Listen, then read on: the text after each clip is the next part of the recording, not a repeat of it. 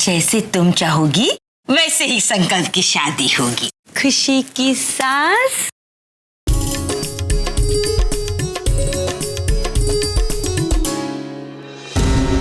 अब आया ऊंट पहाड़ के नीचे।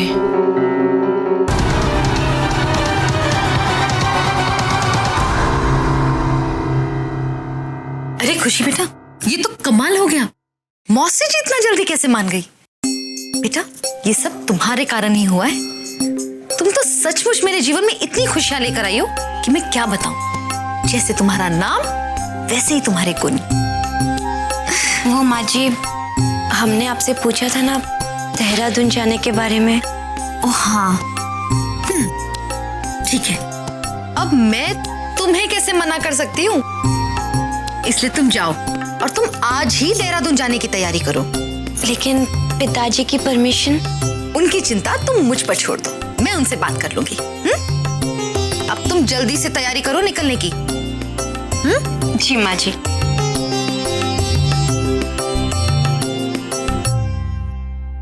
मेरे को जाकर जल्दी 27-25 से मिलना होगा। देखा आपने उमा भाभी, कैसे वो खुशी सुबह सुबह मौसी जी को पेट्टी देने पहुंच गई। अरे कुछ ही दिनों में वो पूरे घर पर अपना काबू जमाने वाली है। नाम है खुशी, पर आई है हमारी खुशियों को ग्रहण लगाने के लिए। परी, तुम बिल्कुल सही कह रही हो। अरे वैसे ही हमें इस घर में कोई पूछता नहीं था, और थोड़ा बहुत जो असर बाकी था वो उस खुशी के आने की वजह से खत्म हो गया। मुझे तो लगता है कि माताजी भी उसे पसंद करने लगी है। और तो और करुणा चाची, उनका कद अचानक से कितना बढ़ गया, सब उस खुशी की वजह से हो रहा है।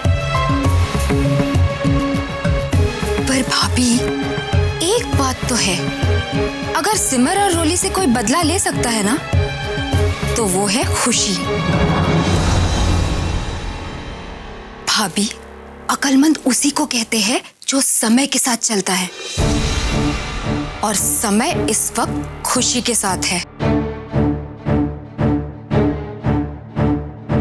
तो हमें भी खुशी के साथ होना चाहिए,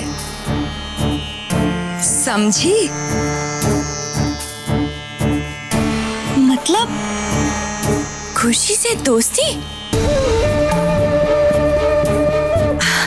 परी, तुम बिल्कुल करेक्ट कह रही हो।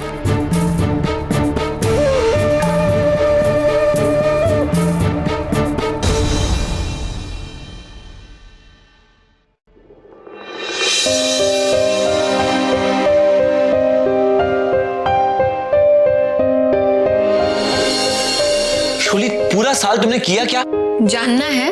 Of course।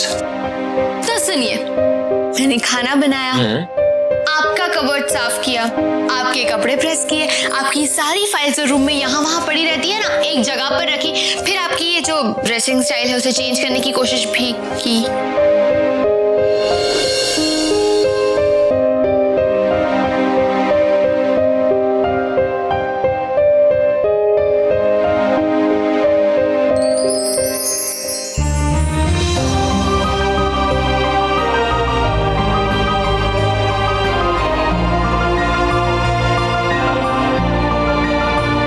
नहीं सिद्धांत, शोली पढ़ाई कर रही होगी, उसे डिस्टर्ब नहीं करना चाहिए।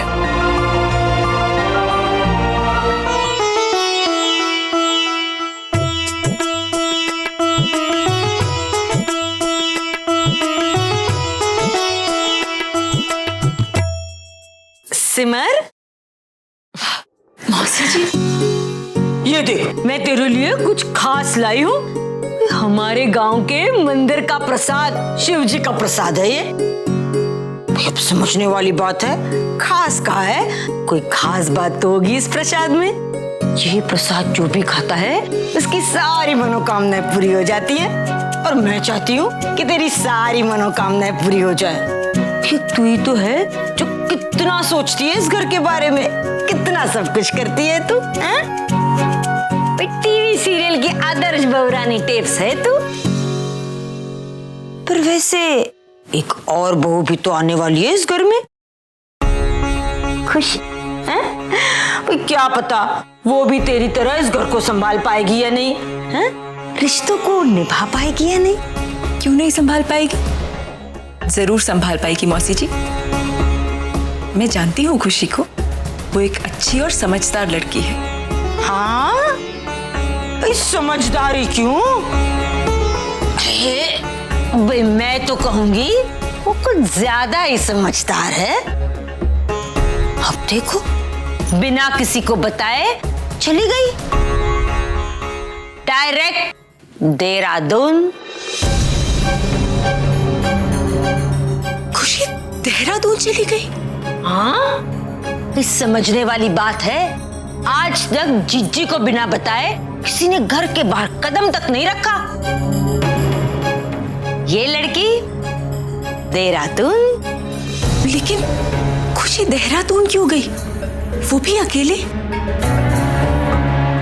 और अगर उसे जाना ही था तो वो अपने चाचा जी के साथ जा सकती थी। आए? चाचा? तो इसका चाचा कहां से अटपका? इसका चाचा भी है। जरूर कोई न कोई गड़बड़ तो है। हाँ? भाई मैं तो कहती हूँ तुम ना उससे थोड़ी चौकन्ना रहना है। भाई थोड़ी डेंजर टाइप्स है वो। हाँ वैसे मुझे तो लगता है तुम्हें ना उस पर नजर रखनी चाहिए। नजर? हाँ भाई कहते हैं ना कि जरा सी नजर हटी और मरी दुर्घटना घटी। हाँ? लेकिन मौसी जी ना ना तू फिक्र मत कर, ये मनोरंजन मौसी है ना तेरे साथ। और फिर इस घर की भलाई के बारे में हम दोनों नहीं सोचेंगे तो और कौन सोचेगा? हाँ? इस समझने वाली बात है, मैं सिर्फ सास बहू की सीरियल नहीं देखती ना, जासूसी टाइप की सीरियल भी देखती हूँ। हाँ इस सब पे नजर रहती है मेरी। हाँ? इस टेप के सारे फार्मूले मैं जानती हूँ।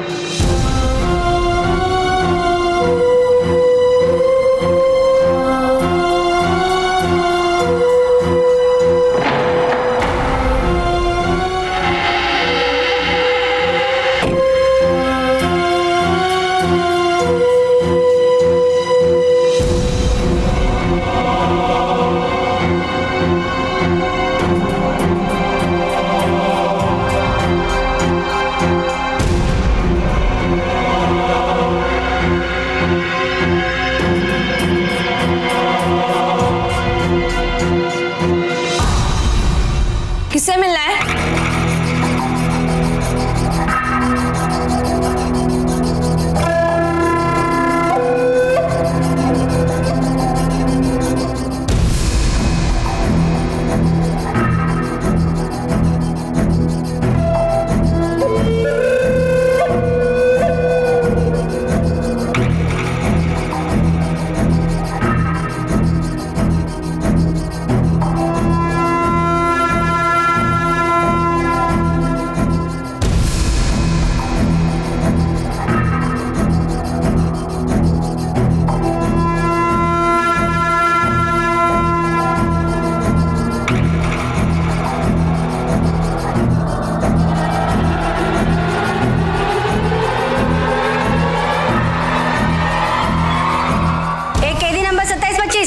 तुमसे कोई मिलने आया है।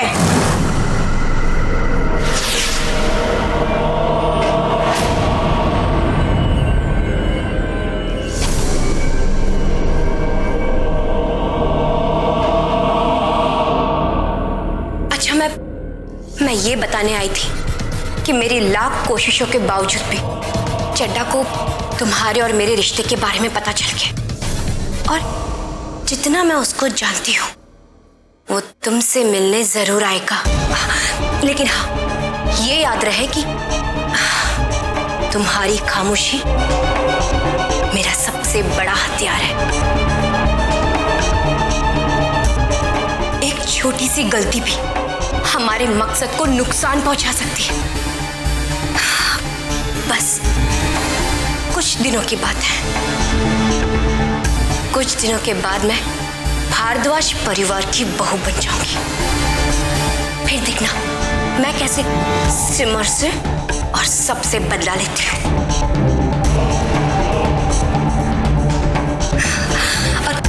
और तुम बिल्कुल टेंशन मत लेना, बिल्कुल नहीं। हाँ, मैं जल्दी आऊंगी और तुम्हें यहाँ से लेकर जाऊंगी। अब मैं चलती हूँ। हाँ, और हाँ, तुम बिल्कुल वैसा करना जैसा मैंने तुम्हें कहा है, क्योंकि हमारा मकसद भारद्वाज परिवार की बर्बादी है।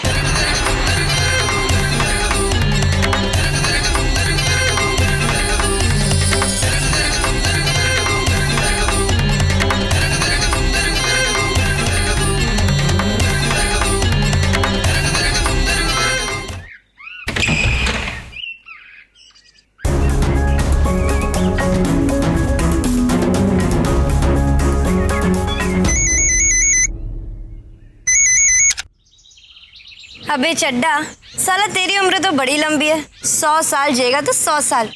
चल बक, क्या बकना है? बिल्लो रानी, मैं जीऊंगा या मरूंगा अब ये तो तेरे हाथ में है। अब्दुल भाई का फोन आया था, वो दुबई से आ रहे हैं। इस बार तो उनके सामने ऐसा नाचना कि वो खुश हो जाएं। और उसके बाद तू भी खुश और मैं भी खुश। सॉरी यार चड्डा, मैं नहीं आऊंगी। और हाँ, जिस दुखती नस को पकड़ के तू मेरे को ब्लैकमेल कर रहा था, मेरा मतलब है 27-25। उसकी जुबान मेरे सामने क्या, दुनिया में किसी के सामने भी नहीं खुलेगी। और हाँ, रही बात नाचने की, तो मैं जरूर नाचूंगी। हाँ, नाचूंगी मैं, लेकिन तेरे बार में नहीं, मेरे संगीत में। और अगर तेरे को मेरा नाच देखने का है तो तू आ जाना मेरे संगीत में। हाँ चड्डा।